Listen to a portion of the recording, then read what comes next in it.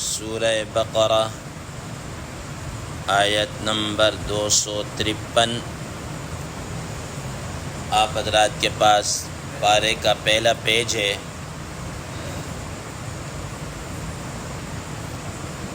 اعوذ باللہ من الشیطان الرجیم، بسم اللہ الرحمن الرحیم۔ تلک الرسل فضلنا بعضهم على بعض، منهم من كلم الله ورفع بعضهم درجات، وآتينا عيسى ابن مريم البينات وأيدناه بروح القدس، ولو شاء الله ما اقتتل الذين من بعدهم من بعد ما جاءتهم البينات ولكن اختلفوا، فمنهم من آمن ومنهم من كفر، ولو شاء الله ما اقتتلوا ولكن الله يفعل ما يريد۔ صدق الله العظيم۔ اللهم صل على محمد النبي الأمي وعلى آله وسلم تسليما كثيرا كثيرا۔ محترم سامعین کرام، اس آیت مبارکہ کا ترجمہ اللہ تبارک و تعالی ارشاد فرماتے ہیں، تلک الرسل فضلنا بعضهم على بعض۔ یہ حضرات انبیاء علیہم السلام ایسے ہیں کہ ہم نے ان میں سے بعضوں کو بعضوں پر فضیلت بخشی۔ منہم من کلم اللہ، بعض ان میں سے وہ ہیں جو اللہ تعالیٰ سے ہم کلام ہوئے۔ ورفع بعضهم درجات، اور بعضوں کو ان میں سے بلند درجات عطا کیے گئے، عطا ہوئے۔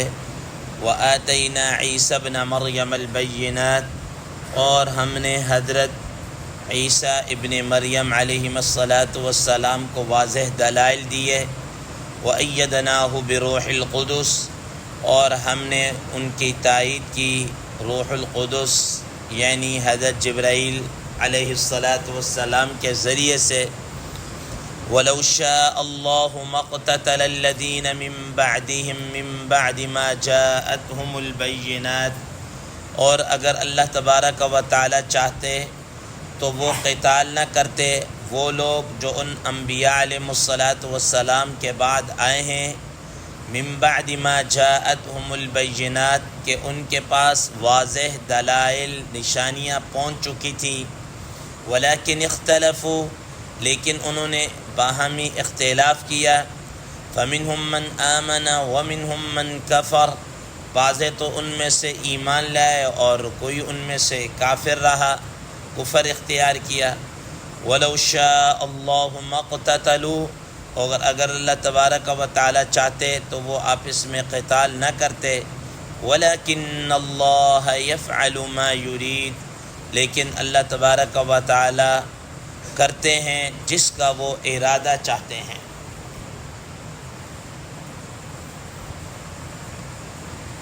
محترم سامعین کرام، اس آیت مبارکہ کے ابتدائی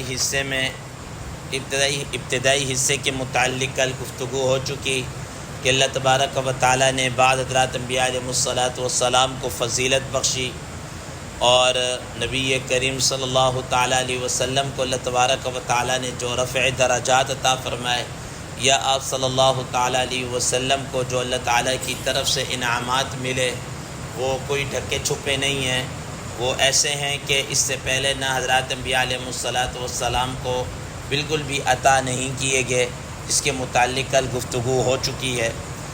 آج فرما رہے ہیں وَآتَيْنَا عِيسَى ابْنَ مَرْيَمَ الْبَيِّنَاتِ، اور ہم نے حضرت عیسیٰ علیہ السلام کو واضح نشانیاں، واضح معجزات عطا کیے۔ محترم سامعین کرام، قرآن مجید کی اسی پارے کے اندر انشاءاللہ العزیز ہم آگے چل کر پڑھیں گے، سورہ آل عمران کے اندر پڑھیں گے کہ حضرت عیسیٰ علیہ السلام سب سے پہلے تو یہ ہے کہ آپ کی نسبت عیسیٰ ابن مریم کی جاتی ہے، آپ کی والدہ کی طرف آپ کی نسبت کی جاتی ہے کہ آپ کو اللہ تبارک و تعالی نے بغیر باپ کے اپنے قدرت کاملہ سے آپ کی والدہ سے آپ کو پیدا کیا، اس وجہ سے آپ کو عیسیٰ ابن مریم کہا جاتا ہے۔ اور روایات میں آتا ہے کہ قیامت والے دن بھی اللہ تبارک و تعالی حضرت عیسیٰ علیہ السلام کو یا عیسیٰ ابن مریم ہی کہہ کر پکاریں گے اور اسی طریقے سے بلائیں گے۔ اللہ تبارک و تعالی نے آپ علیہ السلام کو کچھ معجزات عطا کیے، جیسا میں نے تذکرہ کیا کہ آگے چل کر اسی پارے کے اندر ہم پڑھیں گے، جن کے متعلق آتا ہے کہ فَأَنفُخُ فِيهِ فَتَكُونُ طَيْرًا بِإِذْنِ اللَّهِ وَأُبْرِئُ الْأَكْمَحَ وَالْأَبْرَصَ وَأُحْيِي الْمَوْتَى بِإِذْنِ اللَّهِ، کہ وہ اللہ کے حکم سے مردوں کو زندہ کرتے تھے، اللہ کے حکم سے جو پرندے ہوتے تھے ان کو پھونک مارتے تھے، وہ اٹھ کر اڑنا شروع ہو جاتے۔ اسی طریقے سے جو مختلف قسم کے بیمار ہوتے، برس کے اندر یا کوئی اور اس طرح کے مادرزاد اندھا ہوتے، نابینا ہوتے، اللہ تعالیٰ کے حکم سے یہ ہاتھ پھیرتے تو اللہ تعالیٰ کی طرف سے ان کو شفا مل جاتی۔ اسی طریقے سے کوئی آدمی گھر سے آتا اور کچھ کھا پی کے آتا، کچھ بھی نہ بتاتا، لیکن حضرت عیسیٰ علیہ السلام بتا دیتے تم یہ کھا کے آئے ہو۔ اور اگر کوئی آدمی گھر کے اندر کسی قسم کا ذخیرہ کرتا، کوئی ذخیرہ اندوزی کرتا، کوئی چیز چھپا کر رکھتا ہے یا کچھ بھی اس طریقے سے، تو حضرت عیسیٰ علیہ السلام اللہ تعالیٰ کے حکم سے بتا دیتے تھے کہ تم نے گھر کے اندر یہ چیز کیا ہے رکھی ہوئی ہے۔ تو یہ اللہ تبارک و تعالیٰ کی طرف سے آپ کو یہ معجزات اور یہ چیزیں عطا کی ہوئی تھی۔ آگے فرمایا وَأَيَّدْنَاهُ بِرُوحِ الْقُدُسِ، کہ اللہ تعالیٰ نے آپ کی حضرت جبریل امین علیہ السلام کے ذریعے سے تائید کی۔ ظاہر حضرت عیسیٰ علیہ السلام اس وقت تشریف لائے جب بنی اسرائیل کے اندر بگاڑ بڑا عروج پر پہنچ چکا تھا، یہودی مختلف یعنی فرقوں کے اندر بٹ گئے اور انہوں نے مختلف قسم کے غلط قسم کے نظریات اور عقائد کو اپنا لیا۔ تو حضرت عیسیٰ علیہ السلام مبعوث ہوئے اور انہوں نے آ کر بتایا کہ تمہارے یہ نظریات غلط ہیں۔ محترم سامعین کرام، ہمیشہ سے یہی بات ہے کہ جب بھی کوئی آدمی حق کی آواز کو بلند کرتا ہے، حق بات کہتا ہے، لوگ ہمیشہ اس کے مخالف ہو جاتے ہیں، حتیٰ کہ یہاں تک کہ اگر آپ دیکھیں اس وقت مخالفت عروج پر ہوتی ہے، بڑھ جاتی ہے، جب وہ ان کے اندر پائے جانے والے رسم و رواج جو انہوں نے جو ان کی اپنے خاندانی ہوں یا قبائل کی ہوں یا انہوں نے اپنے طور پر مذہب کے نام پر کچھ بدعات اور ان کو اپنایا ہوا ہو، اس وقت اگر کوئی آدمی ان بدعات کا رد کرنا شروع کرے نا، بتائے کہ یہ چیز ٹھیک نہیں ہے، یہ اسلام کے ساتھ تعلق نہیں ہے، یہ نہیں ہے، یہ نہیں ہے، تو لوگ تو اس وقت سب سے زیادہ اس کے کیا ہوتے ہیں، مخالف ہوتے ہیں۔ محترم سامعین کرام، آج بھی آپ دیکھ لیجئے کہ ہمارے علاقائی معاشرتی بعض رسومات ایسی ہیں کہ ہم نے ان کو ایسے سینے سے لگایا ہوا ہے، اگر کوئی آدمی ان پر رد کرے، ان کو بتائے کہ بھئی اس کا اسلام کے ساتھ کوئی تعلق نہیں ہے، یہ ہمارے بنائے ہوئے ہیں، اپنے ہیں سب کچھ، لوگ ان کی مخالفت کے اندر آ جاتے ہیں۔ آج دیکھ لیجئے ہماری خوشی کی رسومات ہوں یا غمی کی ہوں، خوشی کے اندر دیکھ لیجئے شریعت نے مثال کے طور پر نکاح ہے، نکاح کے اندر بڑا سمپل ہی طریقہ رکھا ہے کہ نکاح کا خطبہ کریں، نکاح پڑھائیں اور اس کے بعد ولیمہ، سمپل سا آپ کا نکاح ہو جائے گا، ختم، بات ختم۔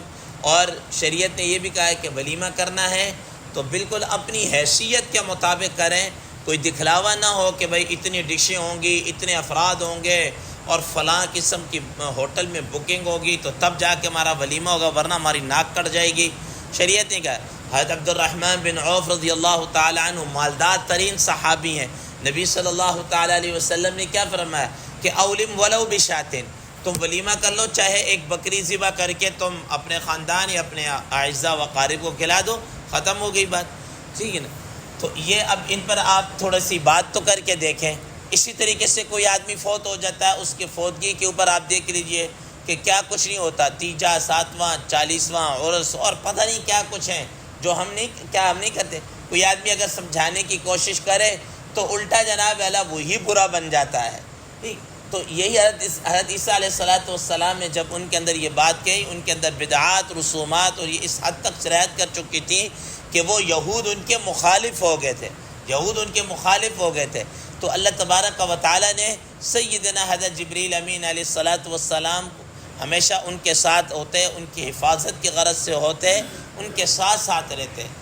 محترم سامعین کرام، حضرات مفسرین، محدثین، علماء کرام رحمہ اللہ یہ بات ارشاد فرماتے ہیں کہ دیکھیں کہ 100 گناہ کبیرہ انسان کر لینا، حالانکہ گناہ کوئی چھوٹا موٹا نہیں ہوتا، ایک گناہ بھی بہت بڑا ہوتا ہے، لیکن اگر کوئی 100 گناہ کبیرہ کر لینا وہ اتنا زیادہ سخت نہیں ہے اسلام کے اندر جتنا ایک بدعت کرنا یہ اسلام کے اوپر سخت ہے. کیوں؟ حضرات فرماتے ہیں اس وجہ سے کہ گناہ کرنا بہت بڑی بات ہے، لیکن گناہ کرنے سے اسلام کا، دین کا نقشہ نہیں بگڑتا. اب مثال کے طور پر آدمی زنا کرتا ہے، چوری کرتا ہے، ڈاکہ ڈالتا ہے، شراب پیتا ہے، رشوت لیتا ہے، یہ ایک سے بڑھ کر ایک گناہ ہے، ایک سے بڑھ کر ایک گناہ ہے. لیکن اس زنا کرنے کوئی آدمی یہ نہیں سمجھتا کہ زنا کرنے کا بہت بڑا ثواب ہے، دین کے اندر اس کا حصہ ہے، یا چوری کرنے کا اتنا ثواب ہے، یا چوری کا یہ فائدہ ہے، یا یہ ہے، ٹھیک ہے نا، یا زنا کا ہے، یا شراب کا ہے، اور سود ہے، فلانا اس طرح.